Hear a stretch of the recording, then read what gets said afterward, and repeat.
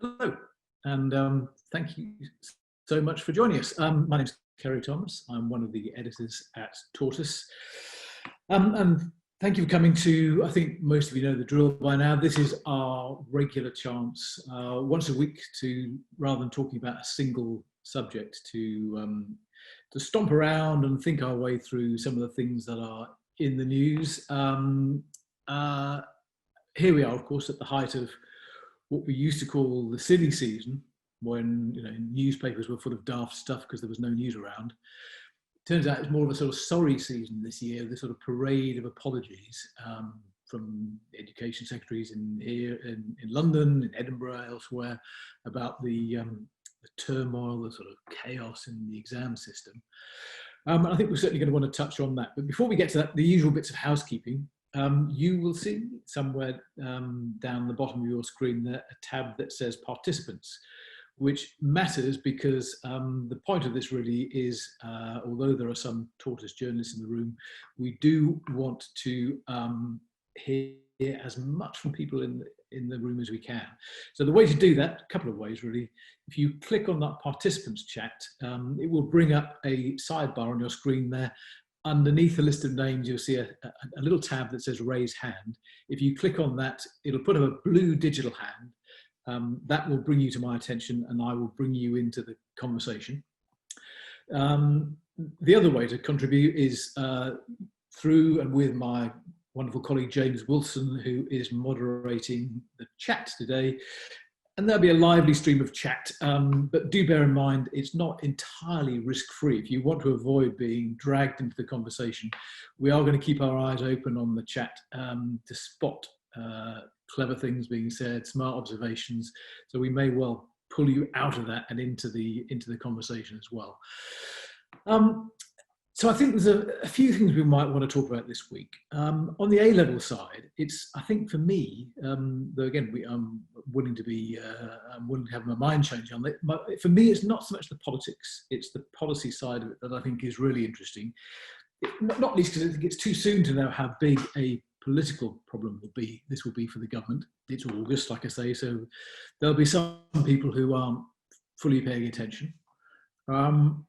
On the other hand, I suppose you could say the problems we've seen over the last few days have got some of the hallmarks of things that do cause real problems for governments. It's got scale. So if you take the number of students who are directly affected and then factor in, I don't know, half a dozen or 10 people around them who are going to be outraged on their behalf, that's quite a lot of people before you start looking too hard. And it's got that sense of injustice, and injustice being perpetrated, which I think is fuel to the fire of stories that can cause real difficulties for governments. What we saw yesterday, of course, yesterday afternoon, was the problem being shifted downstream and being shifted towards universities. It's not to say it's not a problem for students anymore, of course it absolutely is, but it's now been dumped squarely at the door of universities to fix. What that doesn't mean is that it's fixed. So I'm hoping we can spend a bit of time today trying to understand how we got into the mess that we've arrived at and what that means for the future. I'm grateful to my colleague Chris Cook who's not supposed to be working today, but because this is the most Chris Cook story anybody could ever imagine. It's got education, it's got statistics, it's just like endlessly exciting. Chris is going to hold my hand and help me think my way through some of the big things it says about regulation in education and perhaps regulation more generally as well. So I think that would dominate probably the domestic side of the conversation. But then we might also want to touch on things that are happening in Belarus and possibly as well the opening of the Democratic National Convention, online, virtual this year, but obviously still a big moment in the American election cycle. So there we go. That's how to join in and how I think some of the things we want to talk about. I'll come to Chris in a second, but could you put your hand up using that raise hand tab via the participants button? If you've got direct first or second hand experience of the problems that the A-level fiasco has caused, then I would love to bring you into the conversation soon. So if either you, someone you know has been caught up in this, then put your hand up and I'll come to you in just a second. But Chris, let me come to you. You're on mute, but let's deal with that. Okay. Hey, Chris, can I let's go right back to the beginning, can we? Because there's clearly a problem here, and not a small one, which is that that there aren't going to be any physical exams this year because of coronavirus. What if you look at the options that the government and the exam regulators and authorities had at that point? What were their options, do you think, when this kicked off? So I think you have to go back a step, which is that people, particularly people who are good at exams, forget what exams actually are. Which is that an exam is not a thing that an A star at maths isn't a certificate that says you're really good at maths. What it says is there is a domain of knowledge that you were asked to study, and then you went through a bureaucratic process intended to gauge your grasp of that domain of knowledge. And then the bureaucratic process spits out a categorization for you. It said you're in the top category if you got an A star. And that means that what we can say is we'd say, actually in maths case, quite high confidence, but say 30%, 70% confidence that you're probably one of the top 15%, say, or whatever, people at maths in your cohort. And one of the things you have to, the reason why it's important to think of it in those terms, that it's not just a grade, it's a process, it's a curriculum, and it's like a reliability, is because as soon as you take away the exam, you have no way of knowing with any reliability about any of this stuff, right? So you are, even if you could perfectly predict who would get an A star, or rather you could not, if you could perfectly predict it, it'd be easy. If you build any system other than the one we've got already to put people in these buckets, it will have different reliability and less reliability, right? The reason we go for exams is because they're quite good at what they do. And as soon as you take away the exam, you lose the ability to grade people with any reliability. That's a real problem for A-levels because they're used on a very fine-grained basis. So there are people who don't get into university because they miss an A star, or they miss an A, or they miss a B. So given all of that, I actually think the original sin in all of this is the attempt to give grades. So if you can't give grades reliably, don't give grades. Instead, do what? So if you must give grades, a solution I sort of have tentatively proposed is what they could have done is they could have effectively said, we're going to give teacher assessments this year and we'll moderate them, right? So we'll get teachers to sort of write in how they think people would roughly do. And then we'll get them to send in their reasoning for a sample of their work. And then we'll accept that. But don't use grades A to E, right? Use different grades. So distinction, merit, pass. Because what that would do is it would mean that it would immediately make clear that whatever your grade is this year is not fairly comparable with the same reliability to the grades that were given last year. It would also mean if you're a university, no one meets their conditional, right? You have the reverse position, where lots of people have now got into their first choice universities. You have the reverse position, which is basically no one gets in. And then the universities have to use other information to gauge who they want to take in, which is the only reasonable way to proceed from this point. The universities have no more information than they did in, say, January or March on each, truthfully. So don't pretend to give them more. Don't insert this strange lottery in. Yeah. Chris, stay there because I think all that's really interesting. But I do want to come to some of the people who've got their hand up, who've got first or second-hand experience with this. I think Daniel Dipper was the first to have his hand up. Daniel, are you there? Yes. Hello. Daniel. Hello. Yeah. Tell me about it. Yeah. So I did promise I'd update everyone this week because I spoke on last week. So I actually, even though there was a moderation, I actually got into Oxford with the grades needed on Thursday. So I was very, very thankful for that. So I ended up with A star AAB. But then because of the announcement yesterday, I'll actually be walking out now with 2 A stars and 2 A's, which I feel is actually a bit more reflective of my abilities. So yeah, I literally was concerned about this system back in June. I think you can find me, I've spoken on some Tortoise events about this, saying that I thought that, there would be these issues with the standardization. Because that's the thing, I think everyone kind of admits that it's preferable if there is some way of standardising it. But the problem is that people ended up with the wrong grades that truly were not reflective of their abilities. I mean, I was lucky. I basically was dropped in 2 subjects, and by 1 grade. There were some people I knew who literally went from getting A's to D's in their subjects. And it literally has, I mean, even with the announcement yesterday, they're saying this is too late. I've already lost my place for this year. I can't go to university this year. And I do think universities are now in a really tricky situation, as Chris has been saying, because now they've gone from the entire opposite, where they were struggling to fill the places, to they've got too many people. So, I mean, where I'm going, Oxford, actually, they're one of the better places to be able to weather this storm as such, because, I mean, they have the financial resources to do so. And actually, they only gave 500 more offers this year than they actually had places. And so far, I think they've already taken over half of those. And I think they're working on ways to try and take as many as physically possible. Okay. But other institutions aren't able to do that. So first of all, well done you. That's great. Thank you. Great that you haven't had the sort of hellish week that some people have had.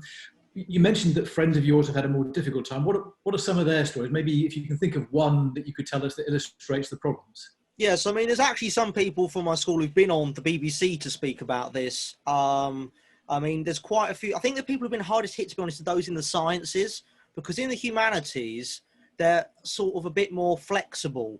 And also the grade entry requirements are usually lower for humanities subjects than sciences. But in sciences, there seems to have been a pattern, at least at my school, where the science subjects have been moderated down more harshly originally. So as I say, there was people who went from B's to D's. Someone was a C in biology. They went to a U because of moderation. So there was no mechanism, it seemed, for Ofqual to check if that sort of drop happened, for them to say, actually, can we have some evidence? And that was always my concern about this system. But yeah, basically, I know at least 3 people who all wanted to do medicine or midwifery, and all of them most probably will not be going to university this year, because it was in biology. My school had a particularly bad experience in biology, where their grades, practically all of them are moderated down, at least 2, if not more. And as I say, sciences, they expect highest sort of standards because it is so rigorous. And yeah, I feel really sorry for them. I mean, I've tried my best to help them out as best I can, and to kind of keep them going with it all. But yeah, it's been crushing for them, to put it simply, what's happened. Absolutely crushing. Sure. Daniel, thank you so much. Let me, Megan Kenyon, can I come to you, because you've had your hand up for a few minutes. Are you there, Megan? Hey, Megan, how you doing? I think you're still on mute, so let's deal with that. Tell us what, is it you or your friends who've been affected? It's actually my aunt works at a college, and we were on FaceTime this weekend, and she basically explained that the teachers were already, before the sort of algorithm moderation, the teachers were already kind of moderating down anyway, because they knew that, if you're not taking an exam, then like obviously there's the worry, because about the teacher moderation, there's been all this dialogue that's been like, oh, they're going to give people better grades anyway. And apparently there was a teacher at my aunt's college who, in the year, she said, well, there's 7 people who I would give A grades, but the college, sort of the central management of the college was like, no, you're only allowed to give 3 A grades. So they were already moderating down anyway. Yeah. Which, so it seems bizarre that there's been all this dialogue about, oh, teacher moderation is they're so light on the students, when actually in this cohort they weren't anyway. So yeah, that was my point. Okay. Chris, let me come back to you for a second, because I suppose one of the things that it's worth trying to think about is what Ofqual was trying to achieve with the moderation. So I pulled out a quote from Roger Taylor, who's the chair of Ofqual. When he was, after the U-turn yesterday, he said this, he said, whilst it's clear that it may have technical merits, the scheme they put in place, it's not an acceptable experience for young people. So we've therefore decided to change it. So actually, it doesn't need a lot of translation. He's saying they come up with something that was good for the system, but rubbish for the people in it. And that's kind of the heart of the problem, isn't it? I think it's both simpler and more complicated in different ways than that, right? So that part of this is that we've had 10 years of real fixation. So when you design an exam system, there are lots of trade-offs, right? So you can have huge amounts of content in exams. So you can have really knowledge-rich curriculums, right? Which is one of the things we've been pushing for the last 10 years. But that makes the exams more unreliable rather, because it means it's more likely you'll basically revise for the wrong thing. You'll have more students will just have a bad day. You can also do things like, but one of our other fixations over the last 10 years has been on grade inflation. So Ofqual is fundamentally the grade inflation police. What they think a good exam looks like is one that doesn't have grade inflation. And one of the things I always find funny is they talk about the gold standard in exams. Like, there are no economists who think the gold standard is a good thing because it crushes economies. Like, it's a really bizarre way of thinking about the universe. They have put grade inflation above all in their thinking, and actually to the point where they ignored the other really fundamental thing, which is one of the other attributes you want from an exam system is reliability. And if you have no grade inflation but a completely unreliable set of results, what you've done is effectively allocate randomly a fixed portion of tokens to the wrong people. I was joking last week that it's like that Eric and Ernie joke. They've given all the right grades, just not necessarily to the right people. The fundamental thing. Got it. Just to stop you there for a second. If we've got that slide which shows the reliability of certain grades, let's see. So, Chris, because this isn't immediately obvious, just talk us through what we're looking at here. So there's a problem with, so reliability is an under-discussed thing, right? So if you get two markers to mark the same test, to mark the same set of exams, they won't necessarily come to the same conclusions about what grades people should get. And this graph actually shows the probability of, with A levels, of of a given marking session resulting, if you like, in the right grade. So you can see that for French, on this one, for French, which is the right-hand column, the white bar, I think, is the sort of overall average. What it shows you is that I think that looks like it's about 90%, say, of people, when they mark different markers basically agree on what the right grade is 90% of the time. If you look at the left-hand side, with English literature and history, it's closer to 50% of the time. So actually, I think the global number for history is something like 60% of history grades are awarded right normally at a qualification level. So about 40% of history grades are wrong. There are other subjects like maths and physics, which have very, very high, for the nature of the subject, there are right answers and wrong answers. But partly because we go for lots of open-ended essay-ish questions in English literature and history and RS and sociology, right? We have really unreliable exams that people are not good at. And we have for the last 10 years basically pushed it, increasing content in the exams and having more open-ended questions, and it's come at the expense of reliability. And this crisis is, if you like, the ultimate expression of it, because the process that they engaged on, the mathematical process they engaged on, could not have worked, right? It could not be reliable. It was incapable of working. To give you an analogy, right, it is as though that there are 8 runners running today at the track at Crystal Palace, and that there were 8 runners last week. You time the ones last week, and then you assume that the person who came in first this week got the same time as the person who came in first last week. You assume the person who came in third this week gets the same time as the person who came in third last week. As a process, it is completely nuts. And it doesn't matter, but because they look, if you like, at the aggregate and they say, it's very important that we don't automatically assume everyone's setting world records for speed every week, they forget that that doesn't tell you how the individuals have actually done. It's a completely bonkers way of assigning grades. It could never have worked. There is a fundamental thing here, which to go back to my original point, which is if you don't have the exams to assign the grades, you cannot assign the grades. Yeah, but in the end, that's why I was quoting Roger Taylor, because I think what I understood him to be saying is it works if really the thing you care about is grade inflation. It doesn't work if you care about students. it doesn't care if it doesn't work at individual levels. It doesn't care if you work if you care about reliability. It doesn't care if it doesn't work if you care about accuracy or reliability over grade inflation. If your only measure is grade inflation, then this is nuts. There's a weird conceptual thing here, which is first the idea that you can award grades for a process that didn't happen. It's like handing out medals at the Olympics that hasn't happened, right? We haven't sent gold medals through the post to people from the cancelled Tokyo Olympics, right? Based on how their country did 4 years ago. That's sort of one element of it, but it's also an indifference to the idea that the individual is the key metric here. So the whole system is designed to basically give schools roughly the same grades as last year, because that's fair, and to make sure that in aggregate we give roughly the same number of grades as last year, because that's fair, and to actually not worry too much about who gets them. It's not. I failed on maths over. Should I appeal, Chris? I'm not quite sure now. You may have missed a key. There may be a cut off. Let me come to Nacho Moraes, if I may as well. Nacho's had it.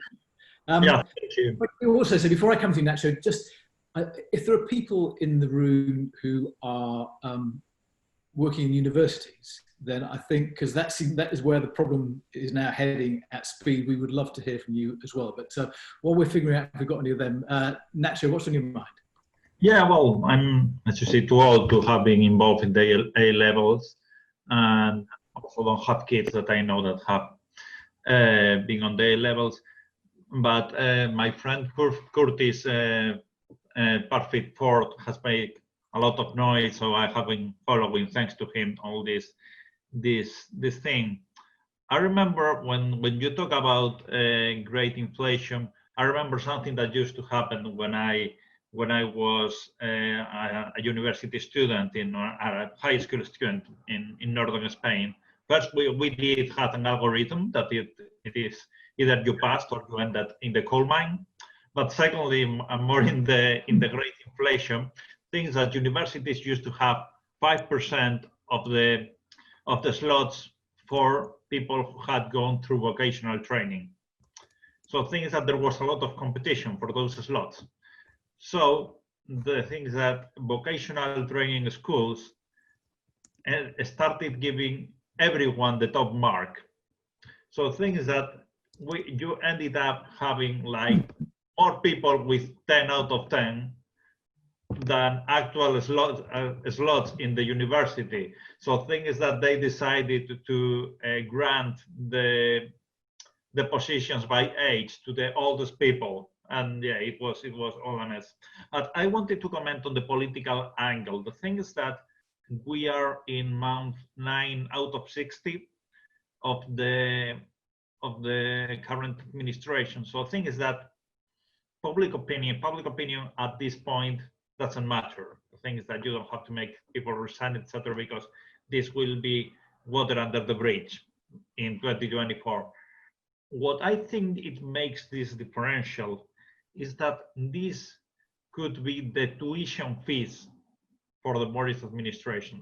The thing is that you remember the tuition fees was one key point that killed Leave Dems during the coalition, and it was seen in the next election, and this could become that kind of problem. So the thing is that even if now Boris has this omnipotence that can't do anything, because the thing is that he's not having elections in almost 4.5 years. The thing is that this is one thing that can stick, and the thing is that can kind of traumatize a generation. So the thing is that I think that has to do with the U-turn. The thing that this can be a politically sticky problem. And is it your impression, Nacho, that it has got that sort of stickiness, just from what you hear? And do you know people who are personally affected, or whose children are affected, or? Well, yeah, no, I know people that have been affected. The thing, and I'm all talk of people who were given a university and then it was taken off, and then people that are now like crazy trying to find a university for next year. So I think that the U-turn and the uncapping, it was because this was something like, okay, the thing is that if a government makes you lose a year of your life because you cannot get into university because a cock-up of an algorithm, that is something that sticks. And I think that it doesn't just stick to the people, it sticks with the parents, with the grandparents, with the friends, etc. So things that in 2024, this could be a problem that still exists. Yeah. That it would happen to delete them with the tuition fees. Thank you, Nacho. Is William Jeremy there? Because William, you've had your hand up for a good long stretch as well. Let me see if we've got you. William, hello. I think we just need to unmute you and then we can bring you. Hello.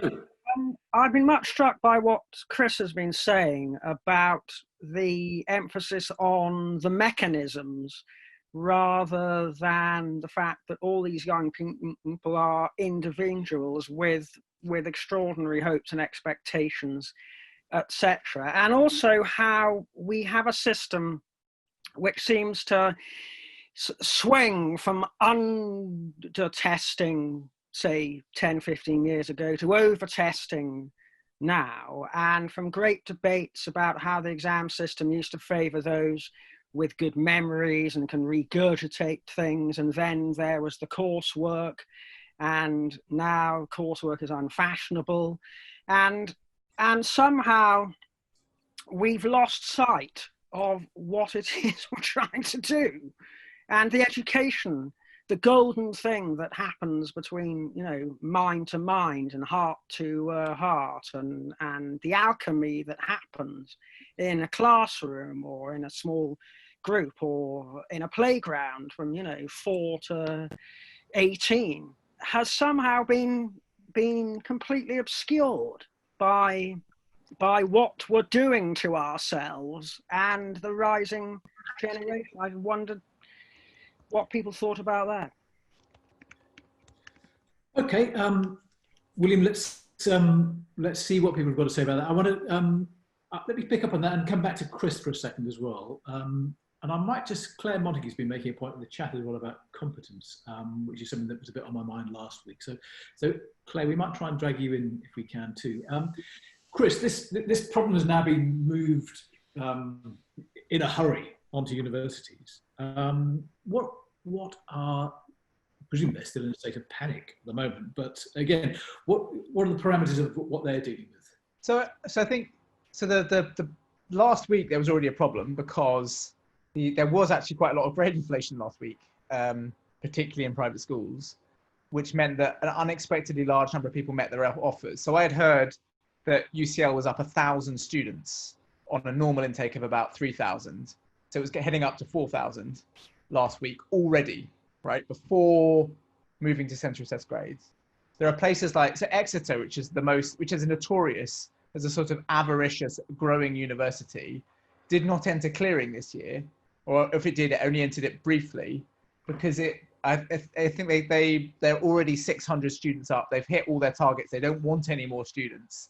They've turned away 1,500 students, and now they're going to have to take a load of them. But that was before this process. And some of the individual institutions are facing this enormous glut of students because, frankly, they've actually behaved quite irresponsibly in the level of overbooking they've done. I think there are two. Well, I think of it as two issues here. There's a countervailing issue, which is obviously people who normally don't get in usually go to another university. And if you like, the second choice universities who are sort of waiting for people to get rejected after they don't get their A-level grades at, you know, places like Exeter or UCL, all of a sudden not going to have a load of business. There's a what was I going to say? There's a second order issue though, which is that as a problem, as a public policy problem, it's right that this should sit with universities, because first of all, they've got about 30 billion quid a year, right? They're quite large institutions. They have big revenues. If you take the example of UCL, a 1,000 student increase in 1 year is actually only about a 3% increase in total student body. Now, obviously, increasing your first-year undergraduates by that amount has enormous implications for laying on courses and specific facilities, but actually they're quite big for things like accommodation, for things like that, that actually these aren't always totally unmanageable numbers. Mm-hmm. Although COVID doesn't help, does it? No, of course. The other thing is, if you're trying to coordinate what you do with several 100,000 young people, doing it through universities has the appeal of the fact that, first of all, as I said, they've got money, and then secondly, there are like 150 of them, right? It is easier to coordinate a response through the universities at a national level than it is to try to sort of go through school by school, fixing things and people by people. The universities are the right, if you like, unit of management for the crisis. So the government has to basically get a checkbook out and help universities. And that probably means paying people to defer, right? Literally giving kids cash to go away for a year and come back next year, because otherwise places will blow out, or their offers out from under them. So say like with an airline that overbooks, you give them money to say, give up your place for $3,000. Andrew in the chat is mentioning Ryanair as an analogy, but I don't think they give $3,000, do they? But Chris, do we know what attitude universities are taking? So if I'm one of Daniel's friends who got lower grades initially than I was expecting, so I'll perhaps settle for my second or third choice university, and now I want to trade up to the university that I could have got into with the grades I've now been given. Do we know what attitude universities are taking to those students trying to trade up? They're generally, universities are genuinely and really sympathetic to the young people, right? I think that's the first thing to say. They genuinely don't think it's their fault. They genuinely think it's government's fault. And that is, they start, if you like, in the right sentimental frame. If you do medicine, there is a specific problem, which is that the government, there literally aren't enough spaces in hospitals to take people if you over-recruit. And there are hard physical constraints on medicine in particular. There are also hard financial constraints in medicine because medicine costs so much. In addition to the £9,000 a year, the government pays about £15,000 a year in other resources. And if you recruit too many medics, the government cuts you off and you have to pay your own students. So medics are a massive loss maker if you over-recruit them. So there are sort of subject-specific things for very expensive subjects. That also applies to a more limited extent to some other high-cost subjects, but medics are the really extreme one. If you're coming in to do history, fundamentally, they should be able to accommodate you. But I think that's the sort of general sort of lay of the land. It depends on the institution and how oversubscribed they are. It depends on your subject. It depends on whether there are hard constraints to the physical space required to teach you, but they're generally sympathetic. Yeah. Okay. Honouring original as well. Okay. Claire Montague, who's been sitting there patiently. Thanks, Claire. You were talking in the chat about the sort of question of competence. So we heard from Nacho earlier on although he wasn't supporting it, but said there could be a sort of hard-headed view in government that we're 3.5 years, 4.25 years away from the next election potentially.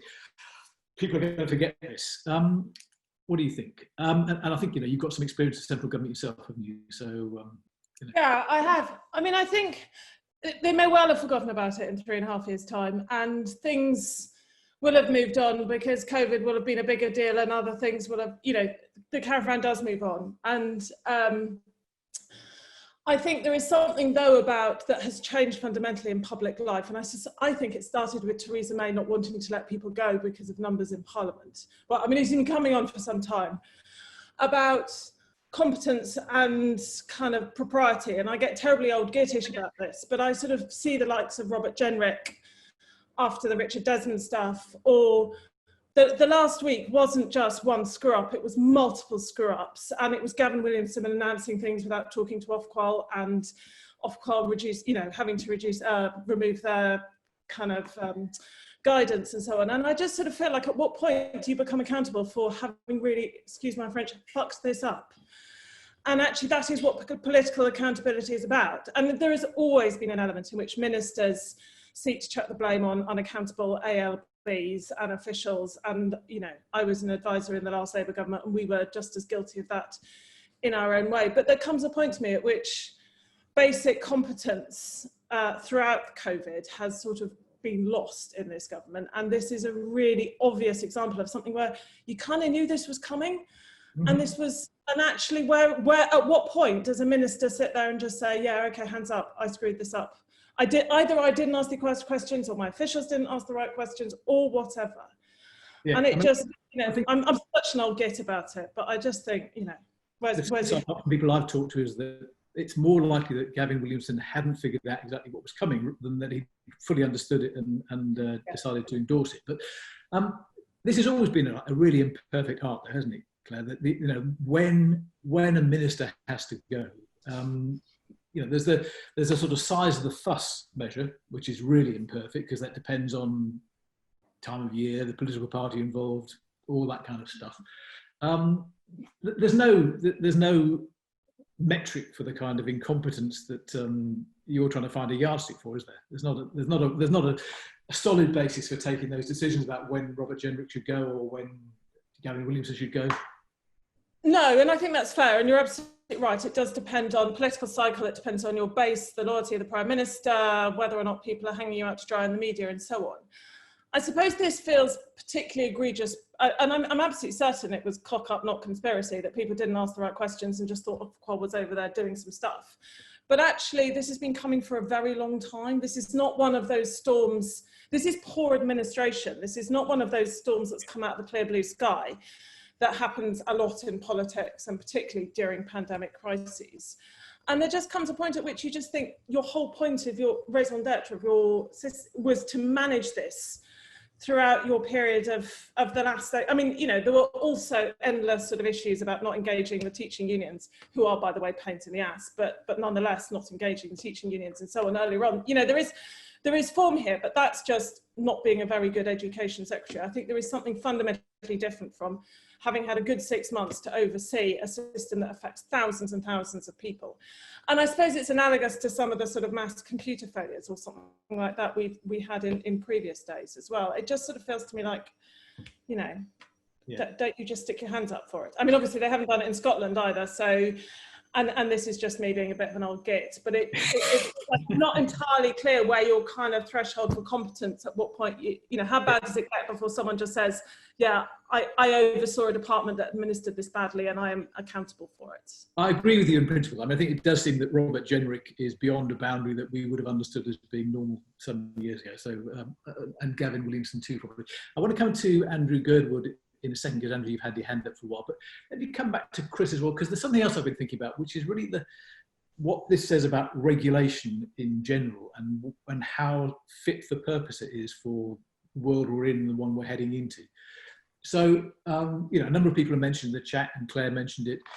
You've got this arm's length principle at the moment, where you've got these sort of rules-based regulators, and in the case of Ofqual, that's year in, year out. That's a pretty steady business. Things don't change all that fast, and part of, I suspect, the reason they've bumped into the problem they've bumped into is because they had to do things quickly, and that's not the usual thing. So, if you think about where we're heading, for reasons of technology and the sort of disruptive sort of period we're about to enter into, we're going to need regulators who can do much more judgment-based decision making rather than rules-based, because the rules are, we're seeing in all kinds of technical areas where the technology is getting ahead of the rules, and the rules are having to catch up. We're seeing that the pace of change is likely to increase. So, what does this tell us about how regulation, in the broader sense, is going to have to change, and whether that kind of arm's length model is going to be the right one for the next 20 years? So I think Ofqual is quite unusual. So I think there is a generalised problem, as you say, with basically underweight regulators in the UK. So when I was at the FT, I remember writing a piece about the Securities and Exchange Commission, and someone saying they were frightened of the Securities and Exchange Commission, which is equivalent of our old FSA, basically, more or less. And thinking, can you imagine someone saying they were scared of a British regulator? Just, of course not. That doesn't happen. The Information Commission is useless. Ofcom is useless. Every small regulator is pretty much useless. The odd thing about Ofqual is it's actually a little bit of an exception, partly because it is the consequence of a political decision, right? It is an intervention to fix grade inflation above all, The thing it cares about above all is grade inflation, and that's the thing politicians care about. So as long as it's sort of pursuing that mission, it has the resources it needs, it has the clout it needs. What I think is really interesting about Ofqual, though, is actually it's kind of not following a rules-based system at the moment, right? It's been completely discretionary. They have redefined A-levels without any statutory change, without any regulatory change. The minister has just said this is what it's going to look like, and Ofqual has gone away and done it. And the odd thing, the thing I think it shows up about Ofqual is that a lot of these supposedly independent regulators are not independent, because what Ofqual's response should have been to the idea of, can you work out how fast someone is running from knowing where they finished in the race? They should have turned around if they were genuinely independent and said, no, of course we can't reliably accredit grades this year. And I think that's the big sign on Ofqual. I think there's a bigger thought, though, about British regulation, which runs through everything from the financial crisis to this, which is that we fundamentally believe that the job of good regulation is to get out of our way and let us behave the way we behaved before. And reasonable people will cope, even, should be able to cope. And if people who are doing the right thing should be able to cope, and it shouldn't impede anyone. Regulation shouldn't get in the way. And so in this case, we've tried to pretend that A-levels happened. In previous cases, I mean, they're obviously much more serious ones, like the Grenfell Tower fire, is about saying, well, we don't, if you really we don't want you to put flammable stuff on the sides of buildings, but if you're sure it's safe, that's okay. And similarly with banking, it was, we don't really like how indebted you are, but if you're really sure your business model is okay, we're just going to leave you to it. And there's a sort of desire that regulators should stay out of everyone's way and let them behave the way they've always behaved as the first prior. We don't like, and you saw it earlier in the lockdown response when we were slightly late to move, and we were talking about trying to fine tune the moment of lockdown so that we would compress the curve at the right moment, which is obviously sounds ridiculous in retrospect. But that comes out of an idea that if we could just time it right, if we could just get things perfectly, we can stay out everyone's way as much as possible. Yeah. Okay. Andrew Girdwood, you've had your hand up, you've been sitting patiently. Are you there? Oh, thank you. Conversation about universities and what have they been up to. So twice a week, every week since lockdown began, I've spoken to people who lecture at universities and people who run the IT, the admin, the network with the computers at universities. And they've been absolutely laser focused. They've been worried about the survival of the university. I know people who are not expecting to go back and teach in classrooms for 5 years. And the universities have been focused on distance learning. And I think the oversubscription of students we're hearing about now will only further increase the need to make distance learning work. So I think 2021 we'll be hearing about MOOCs a lot, massively open online courses. I think it'll be a seismic shift.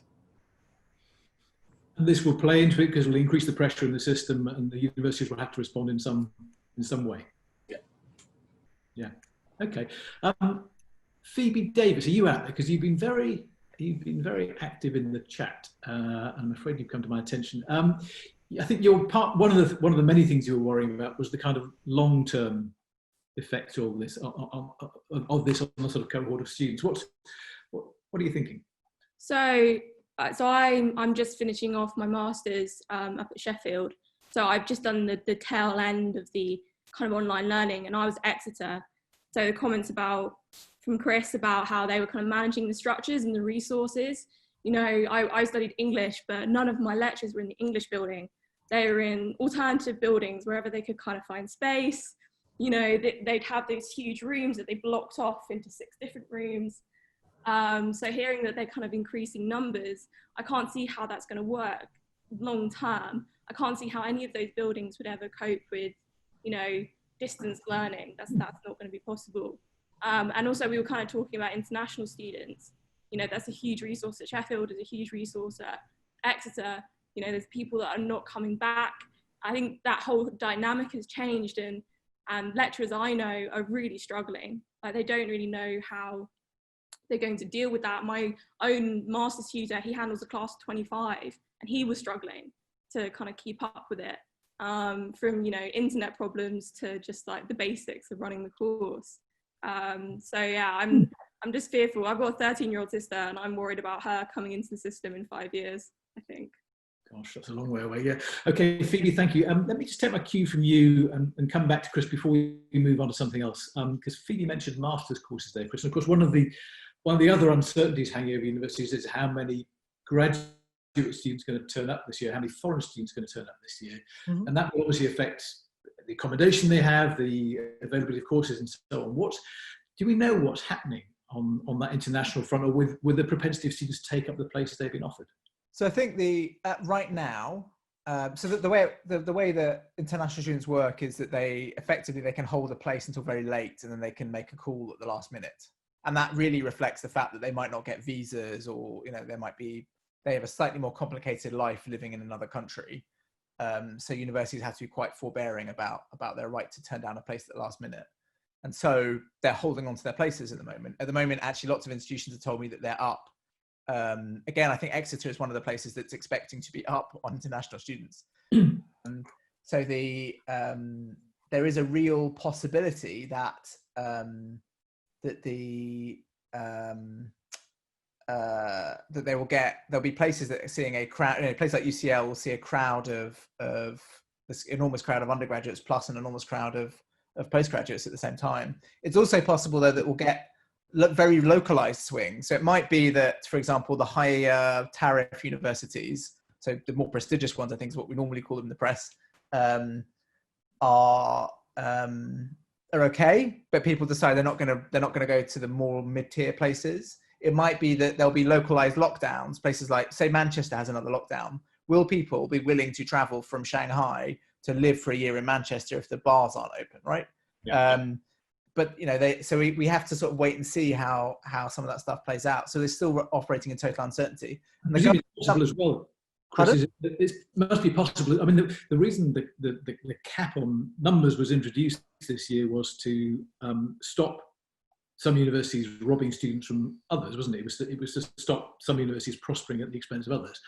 Presumably that comes back into play now as a possibility, doesn't it? That some universities, Exeter, UCL, whoever, could end up with a massively increased cohort of students, whilst the post-92s, the old polys, are struggling.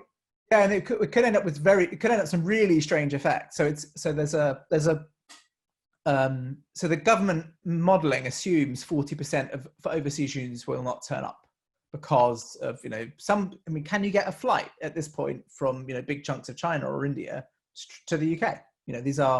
Will you be able to in a month's time? Can you get your visa sorted out?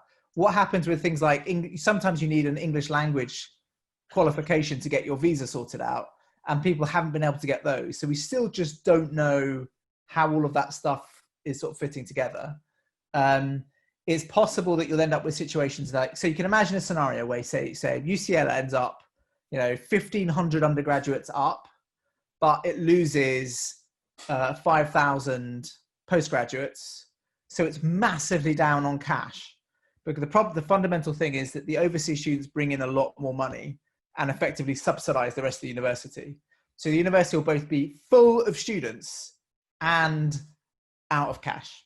Like you can have these horrifying scenarios where you end up with places like Bradford, so a civic university with low tariff intake that does a lot of work for people in Bradford, where they lose out because effectively all of their marginal candidates don't turn up. They get a place at a better university. So they're really struggling, and they're not really reliant on overseas students. So maybe they'll end up in a better place than UCL, which has got 1,000 more undergraduates.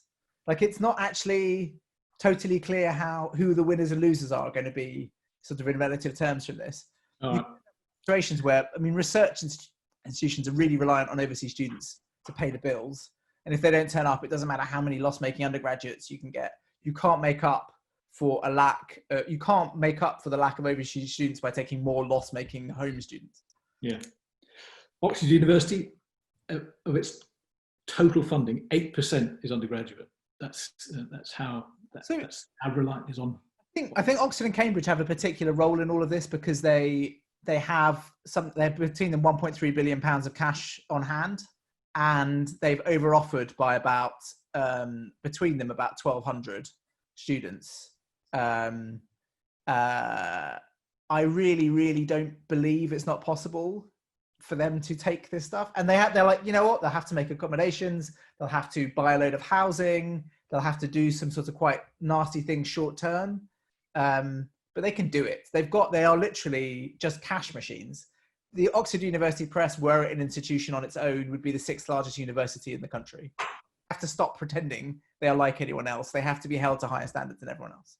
All right. Okay. I don't want to not talk about Belarus because so we've only got about 10 minutes left, but I think if people don't mind, I would love to pick up on that with Giles Whittell, who's my colleague who's in the chat there.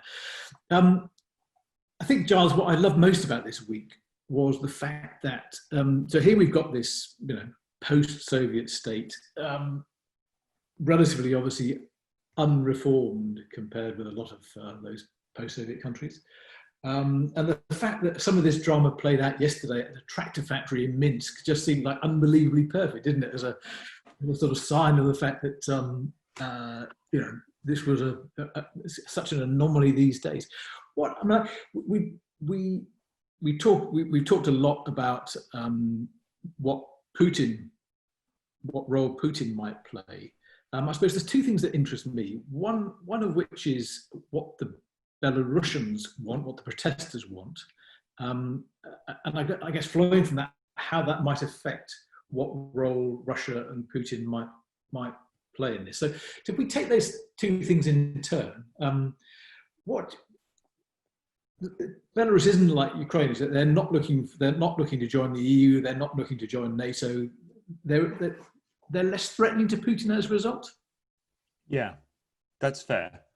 What do the Belarusians want? They want Lukashenko gone. They're fed up with him. They're embarrassed by him in a way that I think the bulk of Russian voters are not yet embarrassed by Putin, for example. Some are, but the bulk are not. There's actually more of an analogy there to be drawn with Trump. What do they want instead? They want free elections. They want the election of 10 days ago rerun. And that leads into your second question. How might this affect Putin's role? They have, well, as you noted, it's an unreformed ex-Soviet country. They don't have any sort of muscular memory of democracy. They don't have established opposition parties. They have some fast emerging opposition characters like Svetlana Tikhanovskaya, who's fled to Lithuania for the safety of her spouse, who is incarcerated in Belarus, and for the safety of her children. And there are one or two others who've stuck around so far in Belarus. But so that means, I think, that a rerun of the election, and I think that's increasingly likely, is fertile ground for Russian political management. A worst case scenario involves the arrival of little green men, the polite people, as it's said, that is troops, Russian troops in Belarus. I don't think that's going to happen. Putin's popularity surged in 2014 when he did that in Ukraine. But since then, he and his cronies have suffered greatly personally from personalized sanctions. He doesn't want another round of them, which he would get. So I think what you need to look out for is very, possibly very canny Russian political management or attempts to manage a rerun of the election. Remember, there's a whole cadre of Kremlin political managers, the most famous of whom was the subject of a brilliant BBC podcast series by Gabriel Gatehouse on Vladislav Surkov, who's now left the building, as it were, but there are others. And they would arrive in suits and polo shirts and attempt to find a amenable successor to Lukashenko. Tikhanovskaya has said she wants to stick around just to enable these elections to happen. I don't think we're looking at her as a long-term leader of Belarus, but there are others who are already mentioned as candidates, including an ex-banker called Viktor Babariko, who ran a Gazprom-backed bank in Belarus for a long time. So he's obviously, got deep connections with the Russian state already. I think it's a wonderful story. Amazing to see him being booed, as you say, by workers in a tractor factory. The word that we can all learn from Belarusian Russian, which is Russian, is ukhadi, which is basically get lost. That's what they've been saying to him, and he will go sooner or later. In the end, though, is the burden of what you're saying that this is a story unto itself. It's dramatic. It's kind of heartwarming to see people crying out for these kind of enduring things. But if this is not a story that's going to pull in Russia physically, it's not a story with sort of wider geopolitical ramifications. Is it a bit sort of Ruritanian and singular in that way? No. I think we talked briefly last week, and I don't want to take up all your remaining time, about the fact that you've also got virtually unprecedented political unrest in the Russian Far East. And it is quite sensible to look at Belarus not as an independent country, but as an almost region of Russia. And when you do that, then you can see that what Putin is dealing with is unrest at each end of his empire and a question of how to deal with locally elected leaders and how far to try to manage that process.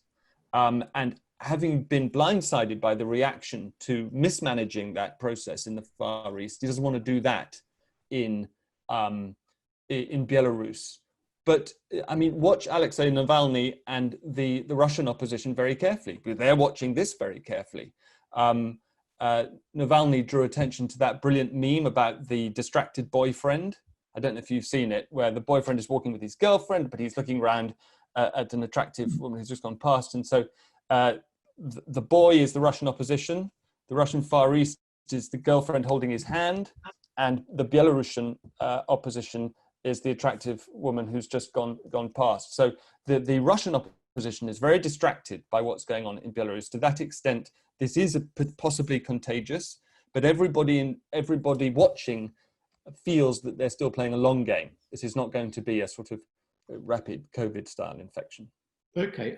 If Ian Campbell is out there, Ian, I noticed you've been saying in the chat that you're fascinated by this, and you've got some suggestions for what we might want to do. Look at that. That was quick, Ian. Ian, what do you think we should be doing about Belarus at Tortoise? No, what I was just saying on the chat was that I think that the angle that this is dealt with is always quite frustrating when it comes to Eastern Europe. I've travelled a bit Eastern Europe. What tends to happen is that it tends to be covered in very much kind of as if they're very distant and very much a different culture, and it's very kind of like North Korea and that kind of carry on whereas that's not true at all. We're actually very close to culturally. It's right on the edge of Europe. It's not that far from us at all. I think it needs to be covered in the context of the kind of Eastern European history, and that we're not that far away from the fall of the wall and that kind of. So this is just a kind of the next stage of Eastern Europe becoming like part of the European kind of democratic project, if you know what I mean. Okay, Ian, listen, that's a point really well worth making, so thanks for that. We're well and truly out of time now, so let me thank everybody for coming. If you happen to be around tonight, we've got a brilliant thinking that my colleague Matt Dancona is sharing with Isabel Wilkerson that starts at 6:30 as usual, so I can't recommend that high enough. That Matt is really excited about talking to Isabel. That should be a cracker, but for now, let me just thank you all for coming, and hopefully we'll see you next week.